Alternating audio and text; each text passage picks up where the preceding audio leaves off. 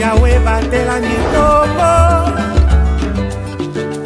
Yahweh benisa nikombo. Yahweh batela nikombo.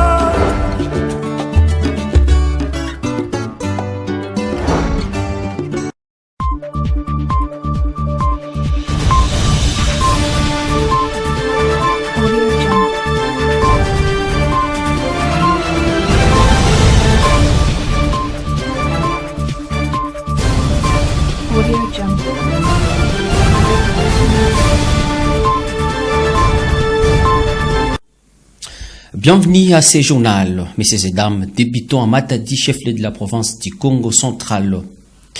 L'OVD est à court de financement. Par conséquent, les travaux de rénovation de la route Tenga-Tenga dans la commune de Nzanza se sont arrêtés. La population a manifesté son ras-le-bol. Suivez. Débuté en 2021 et relancé il y a peu, les travaux de réhabilitation de la route qui va du rond-point Nzanza jusqu'à la place Magazine Chop dans son tronçon qui va de l'hôtel Mbwandi jusqu'en Tenga-Tenga dans la commune de Nzanza se sont arrêtés. Financés par l'exécutif provincial, ces travaux sont exécutés par l'Office de voirie et drainage OVD en sigle. Les habitants du coin et les usagers de cette route qui ont salué à sa juste valeur cette reprise des travaux s'interrogent sur les causes de cet arrêt.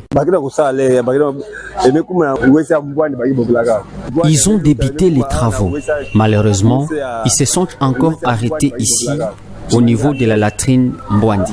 Jusqu'ici, nous sommes ignorants des causes de cet arrêt des travaux. Sur cette même route, dans la partie déjà bétonnée sur financement de la mairie, l'on constate quelques malfaçons à la hauteur de l'entrée du camp, à quelques mètres du commissariat de référence de la PNC Nzanza. En dépit des efforts fournis pour la rénovation de cette route, les résultats ne semblent pas être satisfaisants. Prenez l'exemple de ces petits collecteurs. Depuis qu'il a été abandonné, ça fait il y a de cela une année, sans calcul des conséquences qui en découlent, en l'occurrence les embouteillages et autres, mais aussi il est à la base de plusieurs cas d'accidents. Contacté par notre rédaction, le directeur provincial de l'OVD a confirmé qu'il est à court de financement et a ensuite annoncé le début imminent des travaux car le processus de décaissement est en cours.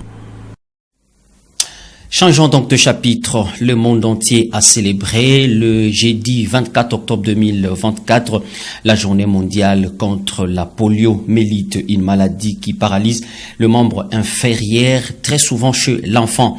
La journée a pour objectif prévenir l'opinion publique sur les dangers de cette maladie. Suivez. La journée mondiale de la lutte contre la poliomyélite, une maladie qui paralyse particulièrement les membres inférieurs des enfants, a été initiée par Rotary International ainsi que ses partenaires dont l'Organisation mondiale de la santé, le Fonds des Nations unies pour l'enfance UNICEF ainsi que la Fondation Bill et Melinda Gates dans le but d'éradiquer cette maladie à travers le monde. Selon l'OMS, la poliomyélite touchait 350 000 personnes par année dans 125 pays au début des années 90. À ce jour, les campagnes de vaccination contre cette pathologie ont permis de faire reculer le fléau et on observe un déclin rapide et de nombreuses zones de la planète se sont presque débarrassées de la poliomyélite. Dans la province du Congo central, 916 386 enfants ont été vaccinés sur les 906 617 attendus pour la troisième phase du vaccin de routine contre la poliomyélite, nous a confirmé Dr Chiteku Nestor, chef de division provinciale de la santé du Congo central. Pour cette phase, la troisième, nous avons eu à vacciner 101% d'enfants âgés de 0 à 59 mois. Mais nous devons noter que les résultats que nous présentons ici sont encore partiels puisque nous sommes à 96% de complétude des données dans notre base. Donc, dès que les zones de santé auront fini, facilement nous pouvons aller autour de 102, 103%. Par ailleurs, le chef de division provinciale de la santé est revenu sur l'état des lieux et la prévention de la poliomyélite au Congo central. La province se porte bien. jusque-là. Cela n'empêche de dire que la province est à risque, étant donné que nous sommes entourés des pays qui ont notifié et confirmé les cas de poliomyélite. Jusque-là, il n'y a pas un traitement qui peut guérir. Donc l'enfant qui est frappé par la maladie reste infirme toute sa vie ou ça peut l'amener à la mort. L'unique mesure reste la vaccination de nos enfants qui sont âgés de 0 à 23 mois. Il y a tout un calendrier vaccinal. Revenons donc une fois de plus sur la sensibilisation contre la maladie du cancer des seins. Fallon Kenge a interviewé quelques spécialistes à cette maladie. Suivez. Dédié à la sensibilisation contre le cancer des seins, le mois d'octobre, appelé aussi Octobre Rose, ne cesse de faire réagir les professionnels de la santé dans le seul but d'informer davantage la communauté sur les causes et les modes de prévention du cancer du sein qui particulièrement touche plus d'une femme à travers la planète. Le cancer de sein, c'est le plus fréquent de la femme. L'hôpital provincial de référence de Kinkanda, de plus en plus, nous avons fréquemment des cas de cancer de sein. Souvent, les femmes consultent à un stade déjà avancé. La prise en charge dépend du stade de la maladie. Nous avons une prise en charge chirurgicale, prise en charge médicale. Quand le stade est déjà avancé, c'est simplement une chirurgie de propreté qu'on peut faire. Si la maladie est détectée tôt, la chirurgie, elle peut être curative, suivie d'une chimiothérapie. Là, on peut avoir des résultats escomptés parce qu'on a des femmes qui ont été soignées du cancer de sein. Depuis qu'elles ont suivi les traitements, elles ont survécu 10 ans. Dr Dédé Kinkela, médecin gynécologue, est revenu sur les causes de cette pathologie. Comme tous les autres cancers, la cause réelle n'est pas bien connue. Dans le facteur non modifiable, là nous avons l'hérédité. Dans le facteur non modifiable, nous avons l'âge, entre 40 et 50 ans. De son côté, Dr Bienvenu Leboisé, directeur du Centre national de lutte contre le cancer, nous parle de modes de prévention. Les facteurs qui exposent, c'est 1, le tabagisme, 2, l'alcoolisme. L'abus de l'alcool, ça expose à beaucoup de maladies. Et 3, c'est l'exposition à tout ce qui est perturbateur endocrinien.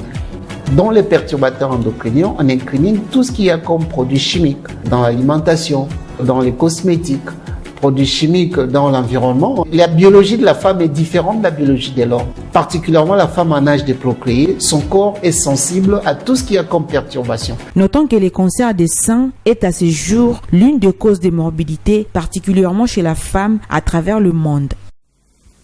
Le changement ou la révision de la Constitution préoccupe au plus haut point le président de la République, Félix Antoine Tshisekedi Tshilombo. Bien que ces sujets divisent les opinions, Félix Tshisekedi enfonce les clous.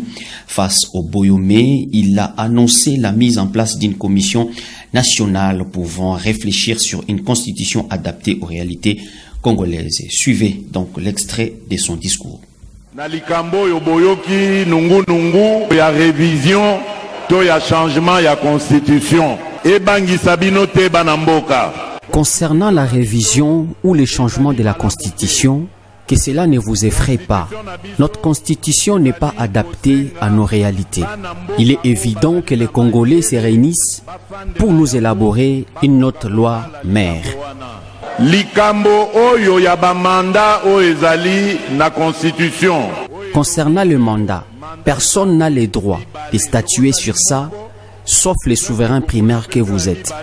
Likambo wana pona ko changer yango esengeli kaka peuple congolais yemoko o abetela kyango cete. Osali maponomi le 20 décembre 2023. Ngai ba investir ngai le 20 janvier 2024. Parlons de la mise en place du gouvernement.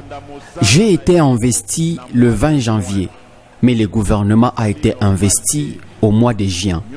C'est inadmissible. Notre loi mère doit être élaborée sur base de nos us et coutumes. Biso constitution na biso esengeli esalema sur base ya bizaleli na biso moko peuple congolais.